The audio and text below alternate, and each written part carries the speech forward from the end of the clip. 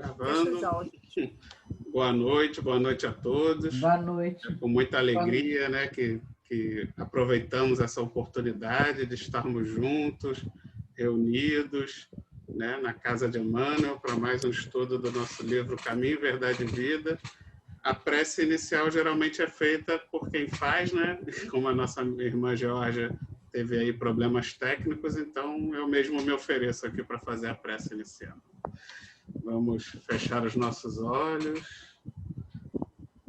colocar o nosso pensamento em Jesus, procurar esvaziar a nossa mente das ansiedades e maus sentimentos, para que consigamos focar no estudo da noite de hoje, com esse sentimento de gratidão por termos acesso a essa tecnologia, por, mesmo dentro dessa pandemia, podermos estar juntos, estudando e continuando a nossa evolução espiritual. Que assim seja, e graças a Deus. Graças a Deus. E o estudo da noite de hoje é o capítulo 26, Padecer. Deixa eu compartilhar a tela.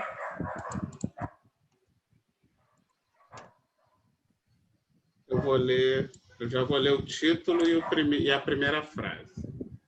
O título é Padecer e a parte do Evangelho, né, o trecho do Evangelho é de Apocalipse e vem assim, né?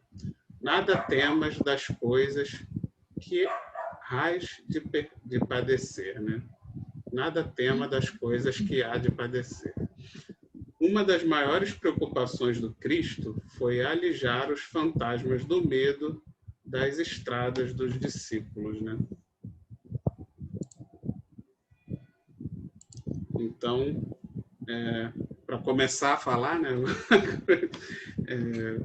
Jesus realmente ele teve aquela preocupação. A gente até viu nos estudos anteriores, né, essa preocupação do Cristo de estar preparando os apóstolos para a grande tarefa que seria a continuidade, né, do cristianismo, da palavra de Deus, principalmente depois da ida do Cristo, né? Então, o quanto Jesus procurou exemplificar, procurou demonstrar, e até principalmente ali no momento da cruz, que seria o mais importante, o quanto a gente não deve se preocupar, colocar o foco nos males da matéria, né, nos bens materiais, e que na maioria de nós, né, todos nós perdemos muito tempo da nossa encarnação preocupados com a matéria, né? Preocupado com o emprego, preocupado com dinheiro, preocupado com posses, com bens materiais, muitas vezes até tendo inveja do outro que conseguiu conquistar uma coisa ou outra materialmente falando, né?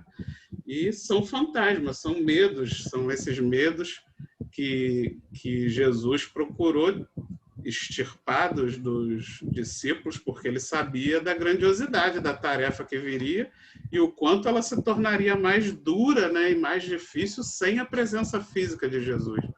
Mas o quanto foi então importante ele demonstrar, né, que os bens mais importantes não são os bens materiais. Inclusive a presença, né? Jesus tentou demonstrar também o tempo todo que ele não abandonaria, que o fato dele não estar ali materialmente presente não quer dizer que ele havia abandonado os discípulos, né? Mas é difícil a gente compreender isso, é difícil são realmente fantasmas que ficam ali na nossa estrada da vida e que só realmente o bom entendimento de Jesus e do seu exemplo para a gente, aos poucos, ir conseguindo ter essa confiança realmente na vida espiritual. Podem falar. Já terminei. Pode falar, Jana. Mas é isso mesmo, tem a ver com a nossa fragilidade humana, né? Então, Jesus preparava, como você falou, os apóstolos para os embates da vida. E isso cabe a nós, né? Cabe a nós a gente confiar, né? A gente sabe que está vivendo em um planeta de provas e expiações, então a gente tem que se fortalecer, a gente confiar em Deus, nesse momento do Cristo, para que em vindo, né, em chegando, dificuldades, esses embates, a gente possa, nesse fortalecimento, não sentir medo do enfrentamento, porque muitas situações são realmente difíceis, né? Mas é preciso que a gente tenha coragem, que a gente tenha a certeza de que a gente não está só. A gente tem esse Cristo, a gente tem toda uma espiritualidade amiga ao nosso lado, nosso anjo protetor. Essa confiança que trouxe para os apóstolos e continua trazendo para nós, né? A gente está nessa conexão boa aí com ele e os seus emissários de luz. São as provas, né, que nós temos que passar. Que nem sempre são fáceis, não é? Isso, E aí, às vezes, dá muito medo do enfrentamento. Dependendo do que a gente vai passar, a gente sente realmente medo, né? Do que possa vir. Será que vamos ser fortes o suficiente para superar, não é? Para suportar? Mas com certeza somos, porque aí a gente lembra daquela frase, né? Deus não dá fardo maior do que aquele que a gente possa dar. E Jesus tentou passar isso para eles, para os seus apóstolos e, consequentemente, para nós também. E até a prova mesmo do Cristo, né? Dele ser condenado injustamente, passar por aquela humilhação toda, aquela judiação, e foi crucificado. Quer dizer, ele enfrentou a maior prova como exemplo para mostrar que a gente tem que passar, não pode ter medo, tem que enfrentar e passar as provações. E mais importante, ele trouxe o triunfo da vida que continua, né? Ele mostrou que, apesar de tudo aquilo que ele passou, todo sofrimento, humilhação e morte mesmo, né? Desencarnou, mas ele saiu triunfante, vitorioso, mostrando que a vida continua, apesar de todas as dificuldades, a vida continua bela e maravilhosa para quem soube viver, né? Para quem soube viver, tentando acertar, ela continua muito boa do outro lado, né? Esse é o nosso propósito, né? Ele mostrou, né, nessa prova final da crucificação, ele mostrou que tudo isso, a humilhação, a dor, o sofrimento, foi sobre o corpo, né? O corpo que padece, como a primeira frase do texto, né? Não temais todas as coisas que hás de padecer. Então, nosso corpo padece, nossos bens padecem, nossa família, nossos filhos, tudo vai passar. Tudo material, né? Tudo que a gente constrói aqui no mundo material vai passar.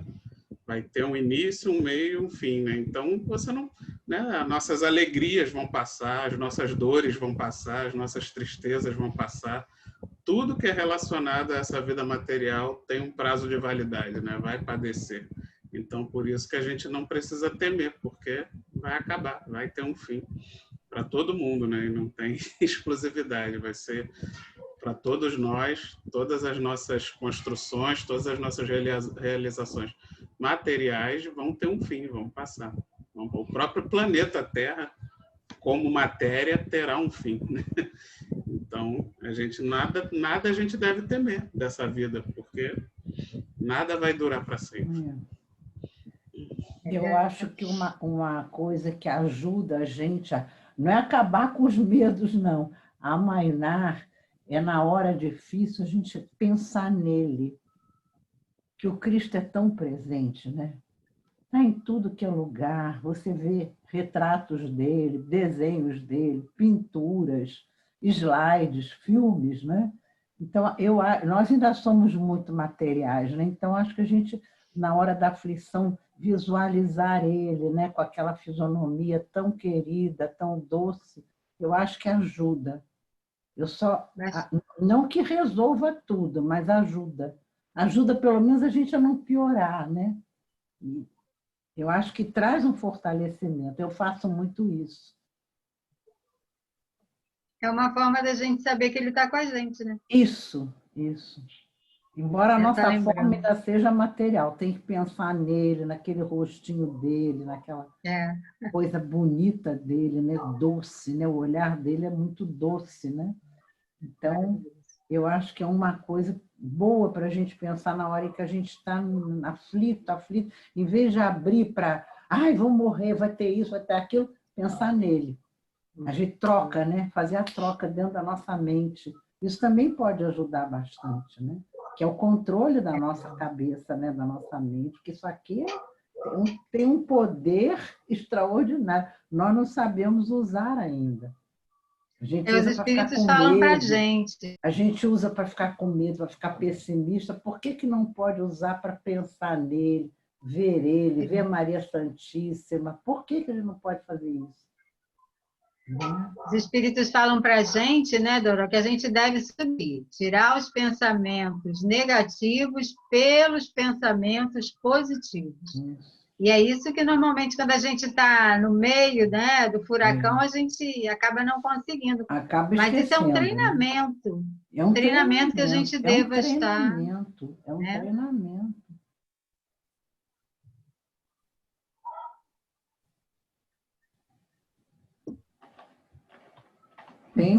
Tem que ter um esforço nosso, né? Senão Dá boa noite para as pessoas. A gente não anda, né? Não. Tem sem esforço, ninguém caminha. Né? Faz assim. Daniel, como vai, meu filho? Tudo bem? Tudo bem? Que beleza, que bom te ver. Era isso. Então vamos continuar ou alguém mais quer falar? Vamos continuar. Vamos? Então tá bom. Isso. Daniel vai nos ajudar, Daniel. Quer? Vai nos ajudar, Dani.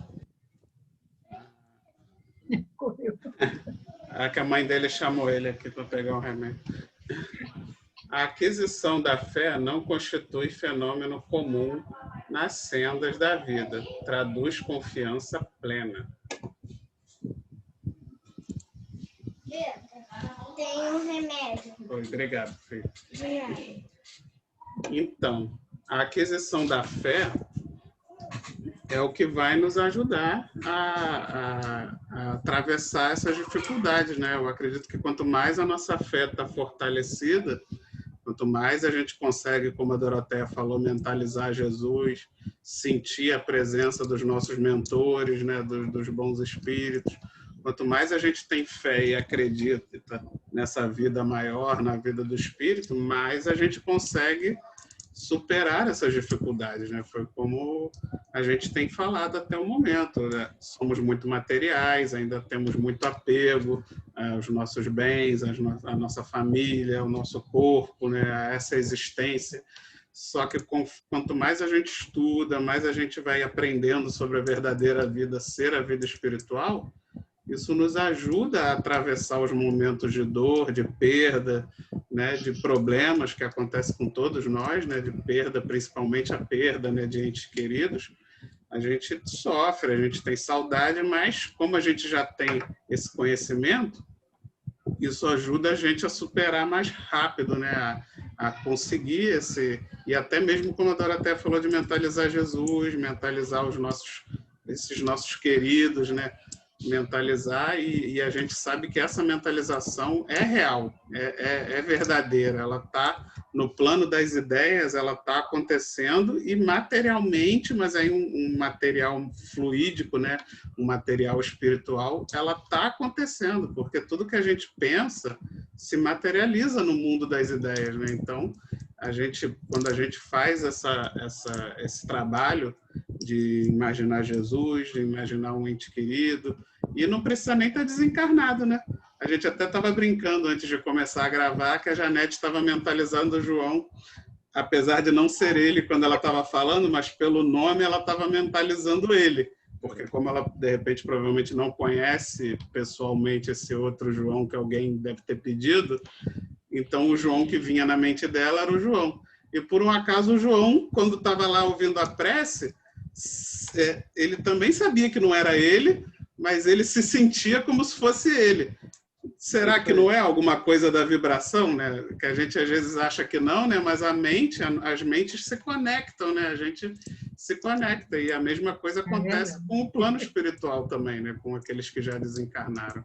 E conforme a gente vai adquirindo esse conhecimento, isso vai fortalecendo a nossa fé e vai fazendo com que a gente supere, né, esses problemas da vida com mais confiança, né, com mais certeza de que o fim, por mais que o momento às vezes agora esteja difícil, mas o fim será sempre um final feliz para todos nós. Porque o nosso destino é ser anjos, como diz a música da Janete. Um dia todos nós seremos anjos. Não é minha, eu só repito. Agora é sua, Janete, a música virou sua. Pronto, mais alguém quer falar? A fé é fundamental, né? Por que será então que ele diz, né, que a aquisição da fé não constitui um fenômeno comum na senda da vida? Por que a gente... por que falta para a gente essa fé, não é? Essa confiança? Ele fala, traduz confiança plena. Porque normalmente a gente não tem essa fé, a gente não tem essa confiança. Nos momentos mais difíceis em que a gente deva estar confiando nessa presença do Cristo em nossa vida, nessa presença de Deus, né? Nos coloca nesse mundo, mas Ele não nos deixa órfãos, né? Sem amparo. Mas por que será que é tão difícil a gente ter essa confiança, né? Por que a gente vacila tanto nesse momento? Né? A gente fraqueja, duvida, esperneia, se sente abandonado. É o que ele fala aqui. Difícil a gente conseguir, a gente testemunhar essa fé. Porque a gente ainda é muito, assim, a humanidade ainda é muito apegada ao materialismo. Então é difícil você confiar, né, que a fé é confiar, em algo que você não consegue ver, né? E principalmente sentir. Né? Porque se você não vê, você não sente. Né? Porque Deus é mais assim, é mais questão de sentimento mesmo, porque você não vê. Mas Ele está toda a volta e é um sentimento. Então, e como as pessoas não estão nessa ligação ainda com a coisa que eles não conseguem ver, eles só querem aquilo que eles não conseguem apalpar.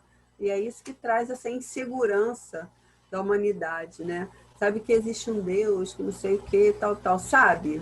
Vamos dizer, mas como? Como que ele sabe que tem, né? É isso que dá essa fé fraca, vamos dizer assim. Porque, na verdade, eles querem, né, nós queremos algo mais palpável. E isso, eu acho que essa coisa, por isso que a fé é muito vacilante ainda entre as pessoas. Porque é preciso tentar sentir essa presença de Deus, que quem realmente trouxe essa presença e essa compreensão foi Jesus, né? Então, para isso, a gente tem que meditar nesses ensinamentos de Jesus, né? Em tudo aquilo que ele traz para nós, para que a gente comece engatinhe, né, a atenção de Deus, que a gente sabe que não vai conseguir plenamente compreender a Deus, mas a gente pode compreender sim a proteção dele, a presença dele em nossas vidas, né? Embora só estando muito, todos os espíritos falam, né? Não dá para a gente entender Deus em sua profundidade, mas a gente pode sim sentir a proteção dele em nossas vidas, através de tudo aquilo que nos acontece, através do próprio Cristo, através dos nossos protetores espirituais, através das pessoas em casa que estão à nossa volta, que são presentes de Deus, não é? Que nos amparam, que nos dão a palavra amiga. Então, isso tudo é a presença de Deus. Sem, né, nas belezas exuberantes, né, da natureza. Existem até muitas historinhas com relação a isso, né? Como não perceber que existe um autor da vida tão magnânimo diante de tantas belezas naturais que o homem não é de criar, né? Mas é um materialismo ainda. Um pouquinho. O materialismo ainda predomina muito na humanidade. Né? Mas chega lá, né? A gente chega, né? Com certeza. Agora, eu acho que o espírita tem essa grande vantagem, né? Porque nós somos levados a mergulhar. Você vai ler um livro dos Espíritos, vai ler o Evangelho, vai ler o livro dos Médiuns. Você só consegue ler se você mergulhar. E é nesse mergulho que a gente vai, aos pouquinhos, construindo uma força, né? Através dessa presença do divino, que o divino está em nós, né? Nós fomos criados por Deus. Então, acho que tem a força interior vem muito. Eu me lembro de certos líderes que não são nem cristãos propriamente no nome, por exemplo, Gandhi, né? Porque o Gandhi também trabalhava dentro dele, né? A meditação dele, irmã Maria Teresa, Madre Madre Teresa de Calcutá, católica, né? Enfim, e outros líderes também, né? Mas que tem Buda, né? Eu sempre digo que Buda é primo irmão do Cristo. Ele descobriu coisas que o Cristo veio falar milhares de anos depois, né? Então, eu acho que eles mergulharam realmente nisso e puderam, por causa disso, desenvolver uma força interior também muito grande, né? E eu acho que... E tudo que a gente estuda em doutrina, né? Você falou em livro dos médios, mediunidade, seja qual for o livro que a gente estude dentro da doutrina, a gente associa ao próprio ensinamento do Cristo, né? Ao Evangelho, não é? Porque em tudo vai estar inserida a caridade, né? O caso da mediunidade, a dedicação, a ajuda aos nossos irmãos. E esses emissários que você falou, né? Todos eles foram, na verdade, foram enviados pelo Cristo, né? Claro, o governador planetário, né? Então lógico. Eles foram também por ele. Irmã Sheila também, enfim, e tantos outros, Chico Xavier, Divaldo Franco. A gente perde até de vista quantas pessoas são, né? E que vão trazendo esse exemplo de que quando você começa a se envolver com Deus dentro de você, com a presença do Cristo, você vai ficando mais forte. Não há dúvida. Isso não, né? Nós somos deuses, né? Jesus falou isso. Vós sois a luz do mundo, né? Ele falou isso para os apóstolos e para nós também, né? A gente é que apaga, né? Lá vai e desliga. Fica apavorado e pum, desliga a luz. A gente ofusca essa luz com o nosso egoísmo, nosso orgulho, isso, né? Nosso pessimismo. Né? Nosso apego, né? Como falou nossa irmãzinha, a Selma, a materialidade, né? Dá para ler mais um parágrafo? Dá. Vamos então ler mais um pedacinho. Por que não está aparecendo agora? Eu estava fazendo errado. Vou ler dois aqui, a pergunta e já a primeira. Afinal, o que significará padecer? O sofrimento de muitos homens, na essência, é muito semelhante ao do menino que perdeu o seu brinquedo, né? Então, o que é padecer? Padecer é exatamente tudo que tem fim, né? Tudo que é da matéria, tudo que uma hora vai terminar. E logo depois ele ainda bota o exemplo do nosso sofrimento, né? Que geralmente ele faz uma analogia à criança que perde um brinquedo. Porque a criança, ela perde o brinquedo, sofre, e é uma coisa que nós adultos não damos, né, o devido valor, assim, a gente, né, vai passar, né? Quando você vê uma criança chorando porque perdeu o brinquedo, como é que você considera? Vai passar, você sabe que aquilo ali é passageiro, né, que não vai durar. E muitas vezes é o que ele coloca, 90% talvez das nossas dores e dos nossos sofrimentos, eu acredito que os nossos irmãos mais velhos, né, os nossos irmãos de luz, quando olham para a gente, devem olhar na gente como uma criança que perdeu o brinquedo, né? Tipo, né, eles se compadecem da gente, igual a gente se compadece da criança, a gente fica com pena, mas a gente sabe que vai passar, vai passar. Você, né, a criança, quando tiver mais velha, vai compreender, vai entender, e é da mesma forma que os nossos irmãos de luz mais velhos, mais evoluídos, olham por nós, né? E se compadecem da nossa dor, mas entendem que é uma dor ainda infantil da nossa posição, né, da nossa incompreensão ainda do todo, né, da vida, do universo, de tudo que a gente ainda tem pela frente para evoluir. E eles que já estão mais à frente certamente enxergam isso e conseguem ver na gente como a gente vê uma criança que perdeu o brinquedo. Mas estamos no processo, né? Estamos procurando entender esse todo para poder darmos menos valor a esse sofrimento da matéria, né? E conseguirmos superar cada vez mais com mais facilidade. Pode falar, Jana. Eu acho que a gente se visa muito, sabe? Eles falam, né? O sofrimento de muitos, na essência, é como uma criança que perde o brinquedo. Então, muitos não é um padecimento, né? A gente exagera um pouco, a gente sempre acha que a nossa dor é maior do que a dor alheia. Então, a gente exagera, porque se a gente for olhar o que é um padecimento, né? Uma vez eu citei o exemplo aqui da visita lá dentro da Vicente Monte, onde tem irmãozinhos acamados, presos né, com todo de problemas físicos. E o Jonas, que é um rapaz que está lá, é um cadeirante que está lá desde criança, ele perguntou para a gente: o que vocês vieram fazer aqui? Aprender a não reclamar da vida? Né? E, assim, minha mãe, acho que os pais da gente, de um modo geral, até falam isso, né? Quando